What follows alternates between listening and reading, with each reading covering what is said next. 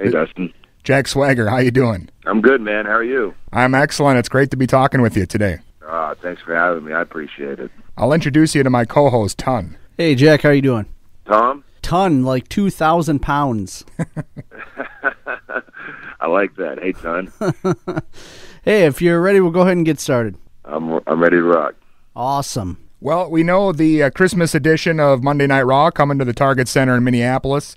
Do you know yet who you might be stepping into the ring with? Monday Night Raw is one of those shows where anything can happen. So even if I did know, more than likely it would change. But since it's the Christmas edition, I think I'm shooting for Santa Claus. He gave me Cole last year, and I'm going to have to get him back for that. Now, we know you're the All-American, and we've heard that Hogan might be there. Is there any chance you might be tangling with him? Oh no, we're both on the same side now. We're united behind our country. For my sake, let's hope not. So, talk to us a bit about how you, I guess, decided to get into wrestling initially. Well, I grew up in Oklahoma in a town that is just like known for wrestling, and so by the age of 5, 6, I had the bug. Any form that I could get my hand on, I was doing it. And it was just one of those places where you're lucky to grow up at because they just like support it every step of the way, whether it's the youth programs, whether it's junior high, and then especially at the high school level where you can really win some state championships. And so that really facilitated the bug, and it just grew inside me, and I was lucky enough to go to Oklahoma where I was a two-sport athlete. I played football under Bob Stoops, and then I went over and wrestled for the Sooners, and became a heavyweight All-American my senior year. And the rest is kind of history. It kind of felt like fate. I met Jerry Briscoe and Jim Ross, and they told me to get my degree and finish up with school, and then come see them, and that's what I did. And man, what a life it's been. Very fortunate. Yeah, for sure. And we've also read that you actually grew up next to Danny Hodge. And I know that's not a name that, people maybe who grew up through the 80s would recognize, but that must have really been kind of a way to kind of help plant that seed maybe early on? Yeah. He's probably one of my all-time favorites. If I could tag with anybody, it'd be him. If I could wrestle anybody, it'd be him. His grandson is the same age as me, so like we grew up doing all the YMCA programs together, and Danny was right there every weekend giving us little pointers, and then sometimes he'd be at practice or whatnot. And, just the knowledge that guy has is remarkable. One of the hardest workers you'll ever meet. And the stories he has are just phenomenal. What a great guy. Very lucky. Yeah, you always hear those stories about him, like, breaking pliers and smashing apples with his hands. I mean, did he pass along some of those strength tips to you? No, sadly he didn't. He would tell me stories about when he was wrestling at Oklahoma that he would let everyone take off and get about half a mile in front of him, and that he would still be the first one in.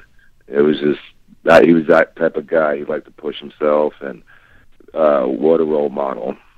Yeah, for sure. And you've obviously now, you're kind of veteran status, I guess. You've been with the company quite a while and worked with basically everyone who's come through. Can you name maybe a favorite guy or a couple guys that you've had, feuds with or like to work with?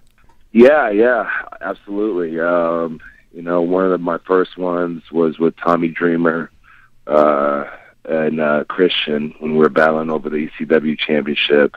Those guys really taught me a lot, and the matches we had, it was, I don't know, like some people you just get in the ring with and you have chemistry, and it just works out. And so those two guys really opened the door to me and helped me out when I first got up there.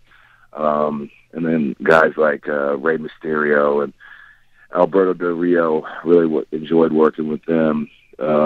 Just phenomenal in the ring, and it was a special storyline with me and Alberto, and so it was cool, especially since we wrestled at WrestleMania 29.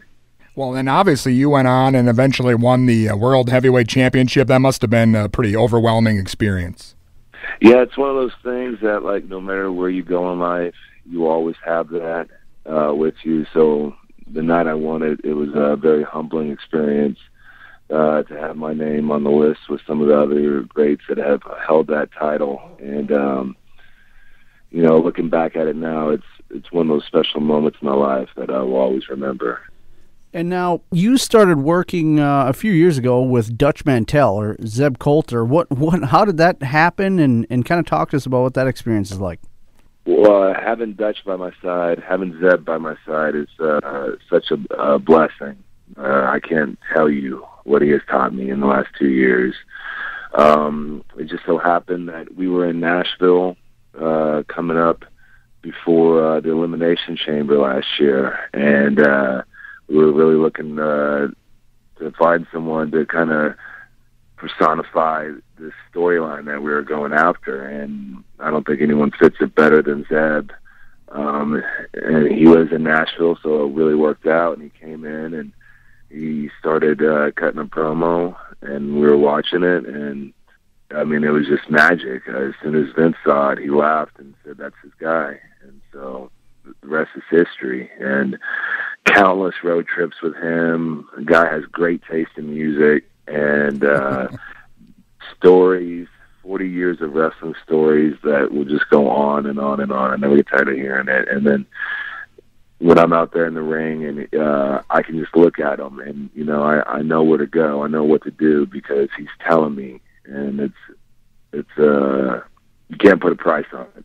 Yeah, having all these salty veterans under your wing, it must be, giving you kind of a heads up over the rest of the locker room. Yeah, it really is.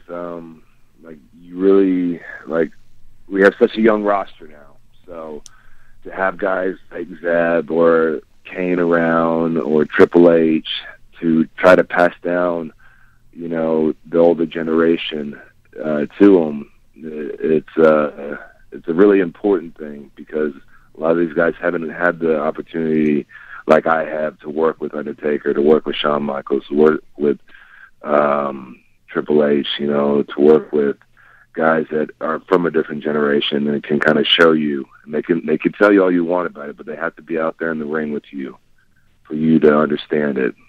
So, Jack, if you could work with anyone from the past in wrestling, who would it be? Anyone in the past.